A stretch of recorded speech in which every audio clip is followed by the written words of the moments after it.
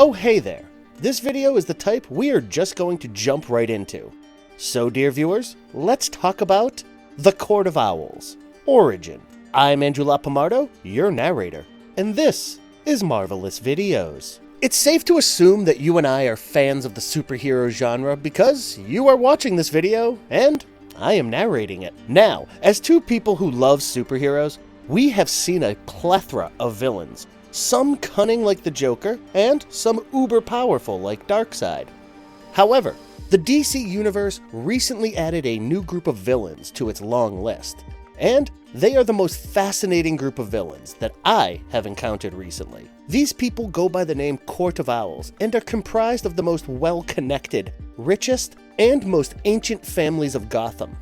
From a distance, it may seem like Gotham runs because of its politicians, the cops, and Batman. Some may say that the criminals control Gotham. However, all these people, including Batman, are mere pawns in the great game that the Court of Owls has been playing since a time when Gotham didn't even exist. The court members wear ghoulish owl masks and meet in secret rooms where they hold court and decide the future of Gotham and their list of enemies to be executed. Interestingly, every owl has to have talons, and the Court of Owls creates super assassins called Talons, who are sometimes reanimated humans. Created by Scott Snyder, the Court of Owls first appeared in the 2011 comic titled The New 52, and became a favorite of anyone who had the luxury of reading the comics. In fact, Robert Pattinson remarked in a recent interview that his Batman should come face to face with the Court of Owls. So in this video, we will introduce you to this cunning, nefarious, and sadistic cabal, before we dive deep into the New 52 story arc that featured the Owls. Let's begin, shall we? Before we go into our explanation, we have a very small request.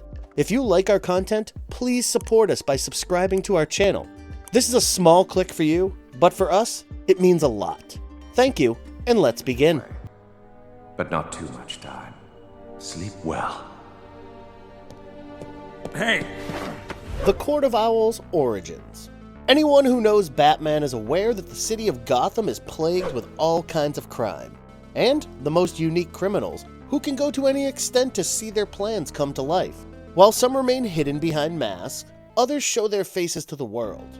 But the Court of Owls, which later started calling itself the Parliament of Owls, was probably the most secretive and most powerful organization in the entire history of Gotham. In fact, stories about the Court of Owls date back to a time when Gotham didn't yet exist, making the organization older than Gotham itself.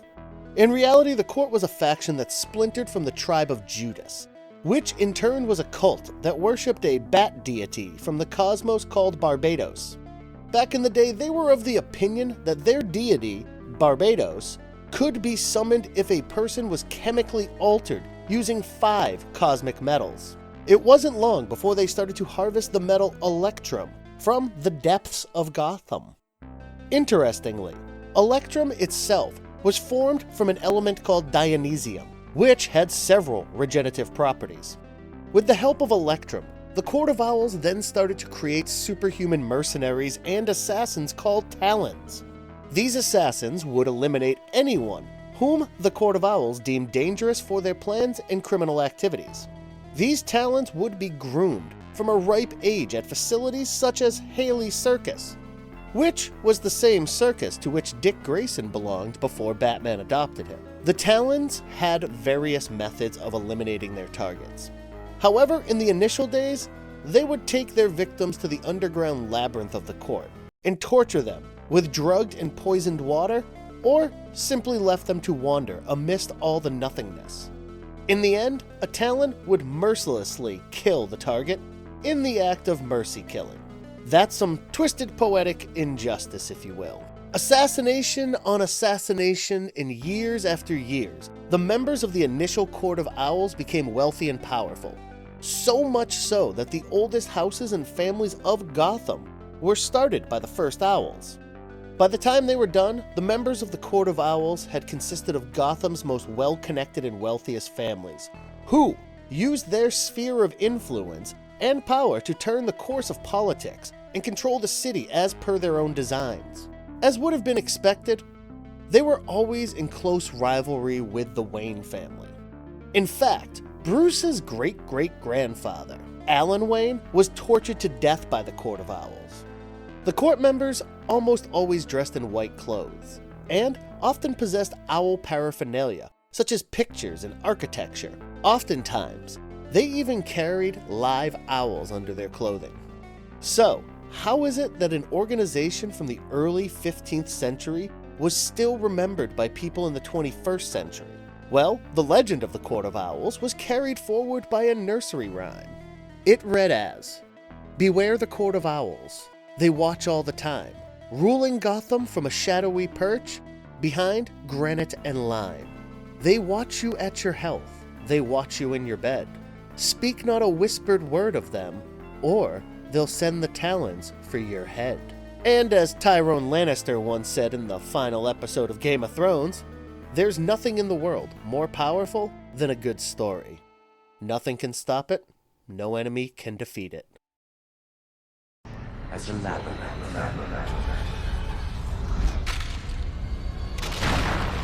Batman's first encounter with the Court of Owls' most amazing story arc, Knife Trick.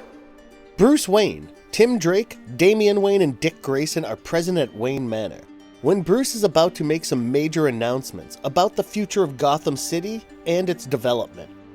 Bruce announces several infrastructural plans, such as the improvement of the public transit system, restoration of the derelict architecture, etc. At the gala, he meets Lincoln March, the city's mayoral candidate. While Bruce attempts to convince March of the cause of Gotham's development, he notices Commissioner Gordon acting tense over some work call. Bruce, being Bruce, uses his specialized contact lenses, which help him lip-read Gordon. He learns about a gruesome murder that had taken place downtown. He excuses himself from the gala, dons his cape, and heads to the murder site. The crime scene was being overseen by Detective Harvey Bullock, someone who is known in the DC universe for having a questionable sense of moral and ethics. Nevertheless, Batman walked into a rundown apartment and found a John Doe, who had been pinned to one of the walls with a number of antique knives. Each of the knives had an owl engraved on its handles. But, on deeper inspection, Batman found some tissue underneath John Doe's fingernails. Clearly, the victim must have put up a fight before succumbing, and Batman sent the samples for investigation.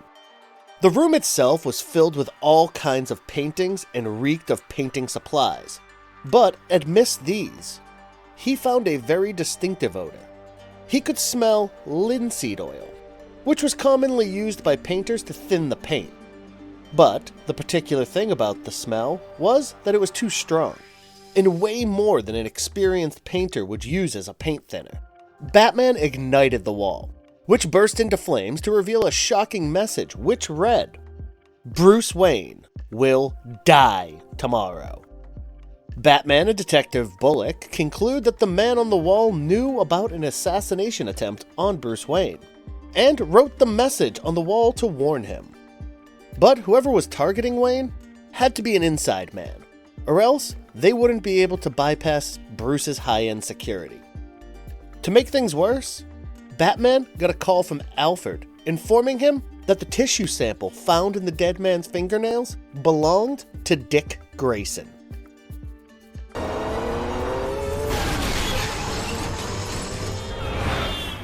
Trust fall.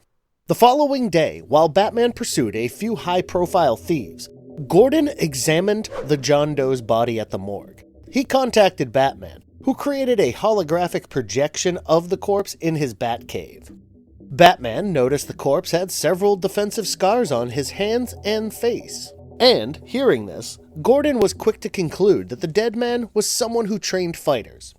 Furthermore, they found an Athenian owl engraved on one of the teeth. Gordon was quick to assume that all of this had something to do with the legendary Court of Owls. But Batman refuted the claim. Right after Batman's conversation with Gordon ended, Grayson recognized the body and told the Caped Crusader about the man. The man was warning Dick Grayson about a group of people coming after the Wayne family. Naturally, this explained how Dick's tissue landed in the man's fingernails, and Dick was ruled out as a suspect.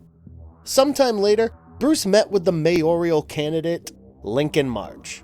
The eccentric billionaire offered March money for his campaign, but the latter refused, claiming that all he needed was Bruce's support and vote. Apparently, March felt that the two men had a lot in common, especially in the manner that Gotham saved them both, by giving them a purpose in life. March then warned Bruce about the arrival of a powerful and evil ancient force, but before he could disclose any more information, the old Wayne Tower got attacked by a masked assailant. The attacker threw a knife towards March. Bruce came between the owl-inscribed knife and March, only to catch the knife in his own arm. In the fight that ensued, Bruce got pushed out of a window, and the assailant soon followed, where he revealed how he loved to kill the Waynes. However, the assailant fell to his apparent death as Bruce held onto a gargoyle. While he was being transported by an emergency response team, the attacker rose from the dead, killed the team and the driver before driving away. When the clock struck 13. Not wasting any time, Batman reached a Ukrainian mob boss named Luka Volk, who was the leader of a gang that thrived in the rail tunnels. Batman knew that the attacker must have used these tunnels to bypass security, and there was no way he'd be able to enter and exit without the knowledge of Luka. Unfortunately for Batman, Luka didn't know anything about the attacker, and Batman had to let him go with a warning. Batman returned to the Batcave and examined the voice recording of the attacker, but couldn't find any matches on his system. Alfred told him that no Wayne had died a mysterious death in more than 50 years, but Batman was sure that the attacker was somehow connected to the Court of Owls, albeit he didn't have proof or even an incident that he could investigate. Soon, Alfred revealed the story of Alan Wayne, Bruce's great-grandfather, who had become obsessed and paranoid about owls, and believed that owls were going to kill him. However, he had died after falling down a drain pit and drowning. Later, when Bruce visits March at the hospital, his suspicions about the existence of the Court of Owls become stronger, and March reveals the owl-related threats that he had been receiving. He also tells Bruce that the court had chosen to reveal itself to Bruce because of his plans to transform Gotham. Bruce has an epiphany about how owls simply steal the nest of other birds instead of making their own, and goes to investigate the space between the 12th and 14th floors of Old Wayne Tower, because Alan Wayne had removed the 13th floor owing to a superstition. He finds a room filled with high-end weapons, training equipment, and a suit like the one his attacker was wearing. He further investigates all the buildings built by Alan Wayne Trust for assisting young architects, and finds similar rooms in all the buildings. But these investigations prove to be seemingly fatal for Bruce, because one of the buildings he was investigating exploded, with Bruce inside and a Talon watching the explosion from afar.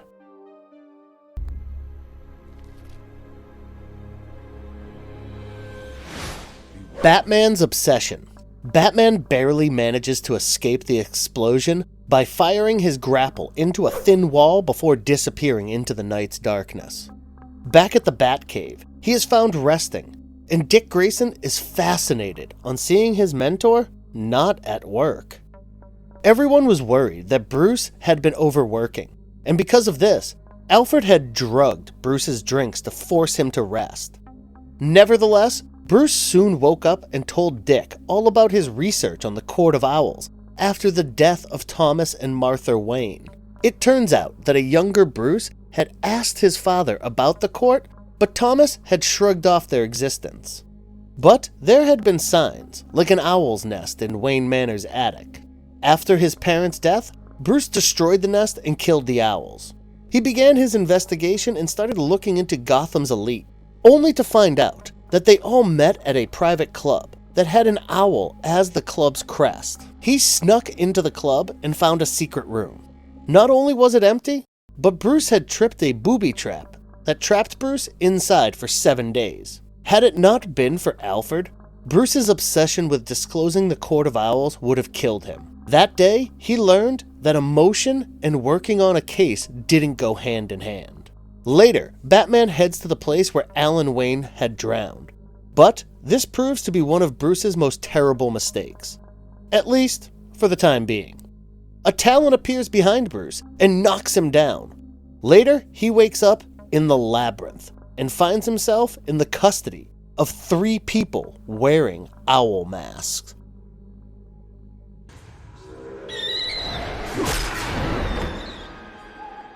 The owl tortures the bat.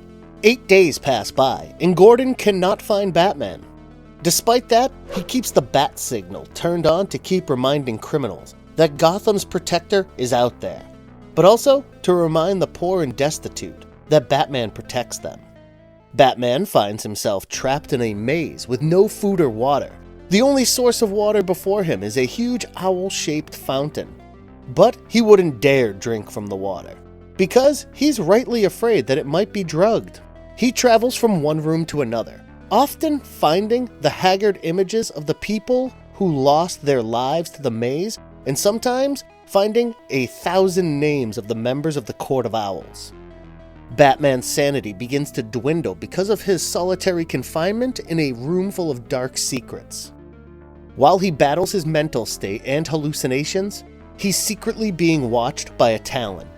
He soon begins to think that his own legend is nothing compared to that of the court, and how they have a much worthier claim over Gotham than his or his family's. However, there's still some life in his resolve.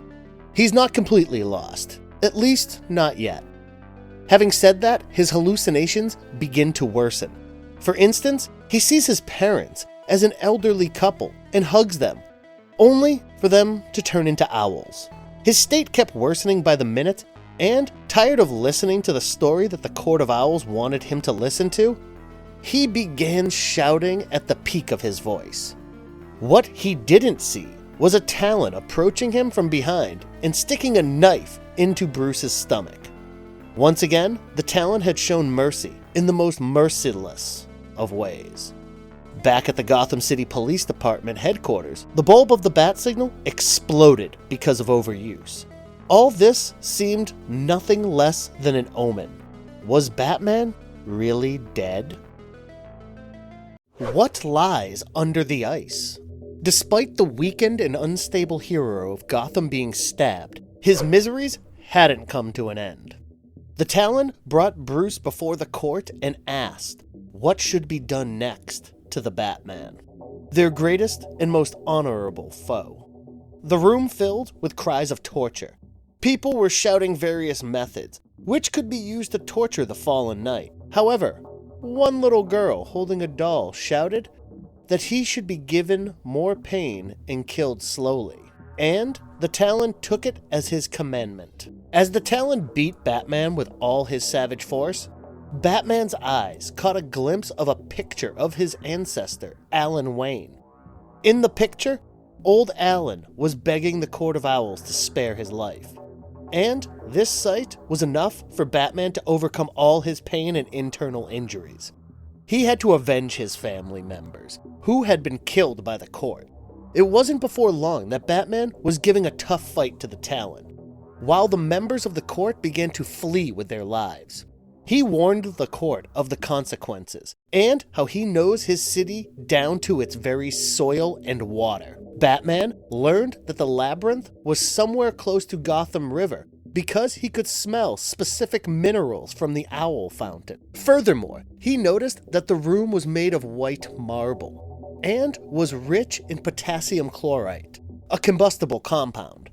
Bruce used the Talon's blade to create friction, causing a spark and a large explosion on the floor of the room.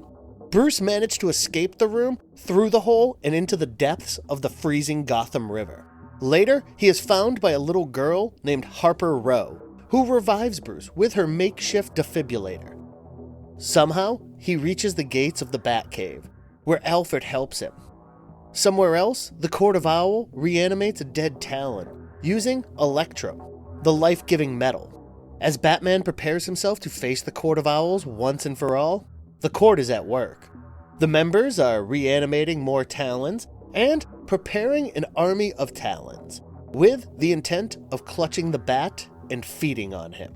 What will be the fate of Batman and Gotham? Well, if you have gained enough interest, I'm sure you'd be happy to learn more about what happens next. You can read the story in the 2011 comic, The New 52. What makes the Court of Owls a sinister cabal? Well, to begin with, the Court of Owls is a sadistic cult that takes pleasure in torturing their enemies. But what makes it worse is the fact that not just adult men and women, but children, as little as 10 years old, with dolls in their hands, command that their enemies be tortured. Often, the Court of Owls delves into an infestation of buildings and water supply to spread fear and panic. This is similar to what Ra's al Ghul wished to do in Batman Begins. However, he and his men never killed an innocent man, let alone torture them with sadistic intent. As I mentioned earlier, the Court of Owls drags people to their labyrinth to give them a slow death. While they've slaughtered thousands in this manner, many from the Wayne family had lost their lives to these beasts. Alan Wayne's photograph just before his death moved and motivated Bruce to pull himself together and fight the Talon that was about to kill Bruce. They had attacked Gotham several times, and were almost always on the verge of annihilating it. No matter how many times Batman fought and destroyed the court, they always seemed to strike back after reforming their organization. I've been expecting you. You were watching me in the tunnels. In the tunnels, on the streets. Terrifying versions of the Court of Owls in media. Being a fairly new set of villains, the Court of Owls hasn't appeared in many TV shows or movies. However, we'll introduce you to all the major appearances they've made on the screen. The Court appears in the Gotham TV series in seasons 2 and 3. Among the notable members were Gordon's uncle, Frank Gordon, and Catherine Monroe. In fact, the show also portrays Talons. In the show, the court aims to destroy Gotham, and Gordon temporarily joins the group to learn their secrets and plans. In the 3rd season, they conspire to weaponize the blood of Alice Tetch. However, all the court members are killed by a Talon, who condone the killing of Thomas and Martha Wayne at the hands of the court. The court also appeared in the animated film Batman vs. Robin, in which the Talons were trying to persuade Robin to join the court. In fact, according to the comics, the Court of Owls believed in their prophesied birth of the greatest ever Talon, by the name of Grayson. Now, this is interesting because Dick's surname is Grayson. So, what did we learn? Well, the Court of Owls may be a new group of villains that Batman has to face, but they are certainly a force to reckon with. They are an entity that truly knows how to live in the shadows. I mean, Batman can learn a trick or two from them.